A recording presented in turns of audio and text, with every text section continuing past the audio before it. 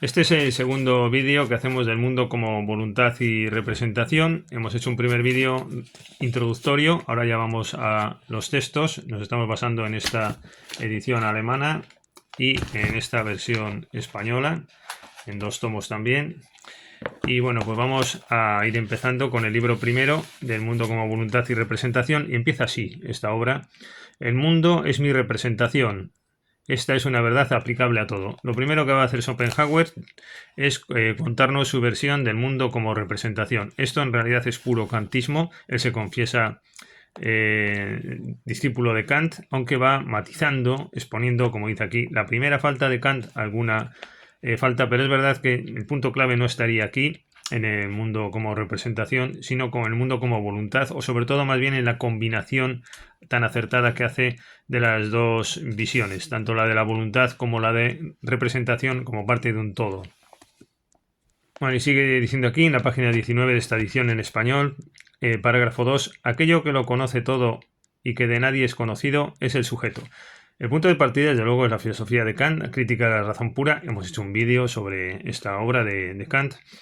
Y bueno, pues la idea viene a ser que es el yo, es el sujeto, es la mente la que construye la realidad. Es como si tuviéramos unas gafas propias con las cuales construimos una realidad, pero dependiendo de nosotros, los objetos mismos, la realidad misma en cuanto tal, más allá del fenómeno, lo que es la cosa en sí, eso no lo sabemos realmente qué es lo que es, pero lo que sabemos es, y lo que podemos conocer es la adaptación, construcción, composición, mejor, la composición mental que desde nuestros propios ojos podamos hacer respecto de esa cosa en sí, que es el fenómeno. Eso sí lo podemos captar y es lo que realmente captamos, ¿no? Esa distinción entre cosas y fenómeno es esencial, porque vamos a ver que más o menos Schopenhauer mantiene la visión de Kant sobre el fenómeno. Sin embargo, en la cosa en sí, que decía Kant, ahí no podemos llegar, eso pues queda fuera de la mente y de lo que el yo con sus mecanismos puede llegar a captar y representar. Pues eso otro es, sin embargo, donde ahí está la aportación de Schopenhauer, es donde va a proyectar el concepto de voluntad a la cosa en sí. Dice, bueno, pues Kant, ¿qué es eso que usted dice que no puede llegar porque solamente llegamos a la representación como mecanismo de reproducción por nuestra mente de la realidad misma, que la vemos como la podemos ver, y si fuéramos de otra manera la veríamos de otra manera sin saber realmente qué es lo que hay por debajo, qué es la cosa en sí? Bueno, pues eso, qué es la cosa en sí, ahí proyecta el autor Schopenhauer la voluntad, y básicamente esta es la idea de Schopenhauer y lo que va a aportar, ¿no? La voluntad la coloca precisamente ahí, en esa dualidad de Kant entre la representación y la cosa en sí. Pues Schopenhauer proyecta la voluntad en el planteamiento que en Kant había quedado un poco incipiente, inexplicado, y ahí proyecta la voluntad como un mundo selvático, de instintos, también sexuales, es otra de las grandes aportaciones de Schopenhauer, y donde está el dolor, el sufrimiento, la vida como un continuado deseo, un continuado querer, que por tanto es insatisfecho porque nunca se consuma, y eso es lo que produce dolor. Y ahí es donde después vendrá lo grandioso de Schopenhauer, que es la música como liberación. Está influido por el budismo, se suele decir mucho esto, aunque esta es una obra de juventud. Para muchos un budismo quizás no muy bien leído, porque no le dio tiempo quizás a profundizar demasiado, porque es una obra poco temprana. Pero lo cierto es que tiene también ese gran mérito Schopenhauer de introducir elementos de estas visiones orientales en la filosofía occidental. Pero lo de la música, que es la liberación del mundo de la voluntad, que eso sí puede estar influido por el budismo, pero la música, eso ya no sería aportación budista, entiendo yo. Eso ya es de cosecha germánica, muy europea, muy española, francesa, italiana, todos los países donde ha habido música, Europa, es decir, que es la gran esencia de Europa, la grandeza de Europa es su estado de la cultura. Ahí hay un librito mío, Estado de la Cultura Amarillo, de Tirán Leblanc. Bueno, pues esa es la grandeza de Europa, como estoy diciendo, y Schopenhauer es uno de los exponentes, ¿no?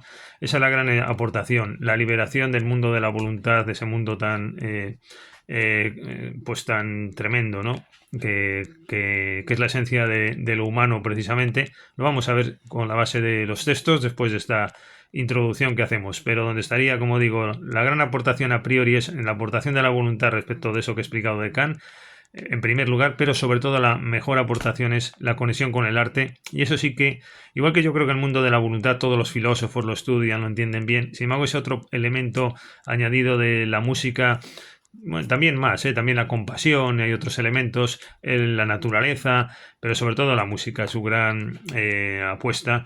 Yo creo que esa aportación de Schopenhauer, igual que lo de la voluntad, sí que es asumible y entendible por todo el mundo que estudie y que capte mediante el estudio y el método esa concepción. El elemento musical como solución, me temo, y no lo digo con ningún tipo de connotación, pero sí por lo que he observado en mi propia experiencia vital, eso es más difícil de captar. Incluso entre filósofos se puede hablar de ello, se habla de ello, mucha gente lo describe, se suele decir que Schopenhauer aporta a la música, pero yo no sé hasta qué punto hay gente que esto realmente, dentro de personas cultivadas incluso, lleguen a captarlo. Eso requiere ya un elemento más natural de la persona y que no se adquiere por el estudio. Hoy día hay mucho profesor, mucho crítico de la cultura que hablan mucho de esto, pero quizás les falta un poco la naturaleza cultural, y eso es un don que se nace con él o no se nace con él, esa captación de la música como objetivación de la voluntad. Y tampoco es dárselas de pedante, pero eso captarlo creo que no es fácil y requiere un elemento natural. Y de hecho, cuando oigo hablar a muchos filósofos y profesores universitarios, me doy cuenta que lo han estudiado, pero después por la manera de expresarse y por lo que se comenta, creo que no lo han entendido muy bien, me da la impresión. Bueno, vamos a seguir avanzando. En esto del mundo como representación, que ocupa las primeras páginas del libro de Schopenhauer, bueno, pues se dice: aquello que lo conoce todo y que de nadie es conocido es el sujeto, lo que estábamos viendo. Es pues el sostén del mundo, la condición constante, sobreentendida siempre, de todo lo perceptible, de todo objeto, puesto que todo cuanto existe, solo existe para el sujeto. Qué bien explicado está aquí la perspectiva de Kant por parte de Schopenhauer del mundo como representación, de momento. Lo explica como un gran profesor, ¿no? Diríamos, como si estuviera hablando a sus alumnos un poco más abajo.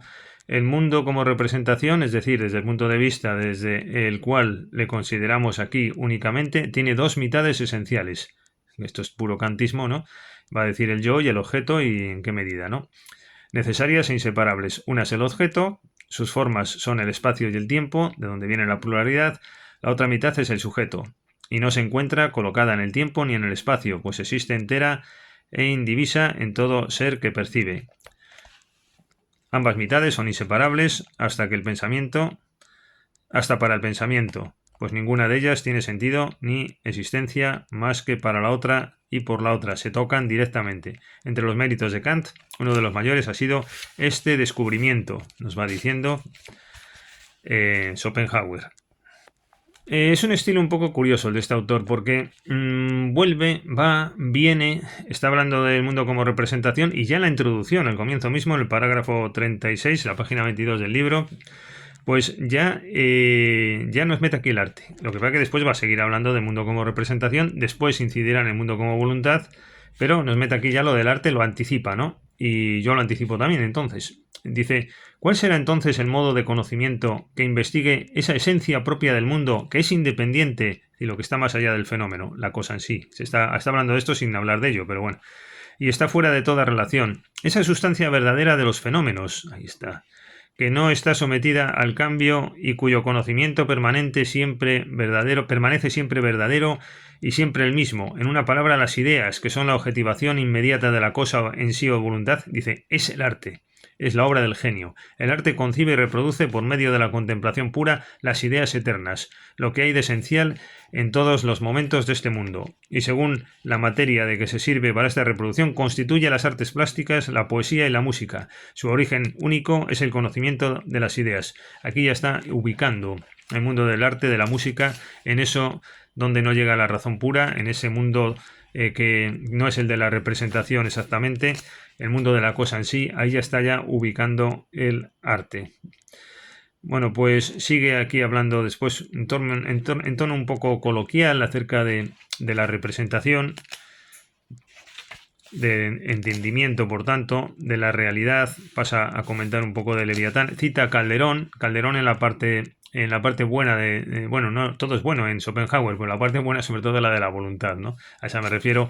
Ahí es donde mete a Calderón como esencia y como postulado, lo cual desde luego es clave, porque es verdad que ahí en Calderón está anticipado el mundo del sueño, de lo irracional, complementario de lo racional, y luego Schopenhauer lo vio claro, sobre todo la teatralidad del mundo, las apariencias, todo eso está. También hay referencias a Fichte, que es obviamente un autor de su época, un poco anterior, entre Kant y Schopenhauer, del idealismo alemán. Hemos hecho algún vídeo también aquí sobre Fichte. Se van haciendo muchísimas citas de erudición. Yo creo que también Schopenhauer tiene un cierto afán de mostrar su sabiduría, sus conocimientos. Domina la filosofía, obviamente, Antístenes, la moral estoica, pero justo acabando el libro primero sobre la representación, porque el segundo va a venir ya en 2 páginas sobre la voluntad, aquí incluye Schopenhauer la concepción del sufrimiento, ya la anticipa, ¿no? No sé si la ubicación más correcta es esta, es curioso. Cuando está hablando del estoicismo de Zenón, ya anticipa su visión del sufrimiento, que quizás en el mundo como representación no sé hasta qué punto es lo más adecuado, y de hecho él lo va a comentar sobre todo después en los libros posteriores de esta misma obra, ¿no? Pero bueno, ya que lo hace así Schopenhauer, lo voy a mencionar. Dice: de igual manera, todo sufrimiento no proviene en realidad más que de la desproporción entre lo que pedimos o esperamos y lo que nos es concedido, pero esta desproporción no existe evidentemente más que en el conocimiento, y podría ser suprimida por una reflexión más sana, que en realidad no es la concepción del sufrimiento de Schopenhauer, que viene un poco más adelante, pero sí anticipa qué es el concepto de sufrimiento, y hay más cosas aquí. Ya empieza a hablar un poquito de la voluntad, de la malignidad del mundo, el sufrimiento, en qué consiste, los sufrimientos en la vida, y así termina el primer libro, del mundo como representación. Comienza el segundo libro ahora, el mundo como voluntad. Creo que voy a hacer un tercer vídeo sobre Schopenhauer, lo corto aquí. Nuestra idea es hacer cortos sobre libros largos, y vamos a cortarlo aquí y hacemos un tercer vídeo ahora sobre Schopenhauer, del mundo como voluntad.